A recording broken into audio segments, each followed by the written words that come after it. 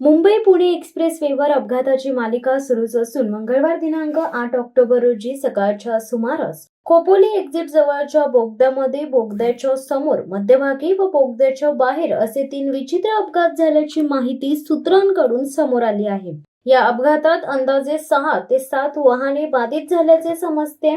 मिळालेल्या माहितीनुसार या अपघातांमधील 2 ट्रकचे केबिन दबल्याने त्यात वाहन चालक अडकले होते। या अपघाताची माहिती मिळताच अपघातग्रस्तांच्या मदतीसाठी असलेली सामाजिक संस्थेची टीम व देवदूत यंत्रणेची टीम घटनास्थळी दाखल झाली व केबिनमध्ये अडकलेल्या चालकांना सुखरूप बाहेर काढण्यात यश आले। अपघातातील जखमींना पुढील उपचारासाठी अँब्युलन्सच्या मदतीने रुग्णालयात हलवण्यात आले। या अपघाताची माहिती मिळताच अपघातग्रस्तांच्या मदतीसाठी सामाजिक संस्थेची टीम, देवदूत यंत्रणेची टीम, महामार्ग वाहतूक पोलीस यंत्रणा बोरघाट, लोकमान्य हॉस्पिटलची अँब्युलन्स सेवा, डेल्टा फोर्स, महाराष्ट्र सुरक्षा बल आदींनी घटनास्थळी दाखल होत अपघातग्रस्तांना मदत केली आहे।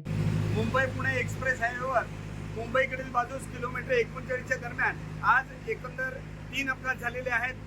एक बोगद्याच्या बाहेरच्या बाजूला अपघात झाला आहे, एक बोगद्याच्या मध्ये झालेला आहे आणि एक बोगद्याच्या सुरुवातीला झालेला आहे। एकूण या तिन्ही अपघातामध्ये 6 ते 7 वाहने बाधित झालेली आहेत, 2 चालक जखमी झालेले आहेत आणि बाकीचे काही वाहनांचे नुकसान झालेले आहे। शिवसत्ता टाइम्ससाठी खलील सुर्वे, खोपोली। दे धडक बेधडक वृत्त देणाऱ्या आपल्या शिवसत्ता टाइम्स न्यूज चॅनलला लाल बटन दाबून सबस्क्राईब करा आणि बेल आयकॉनला क्लिक करायला विसरू नका।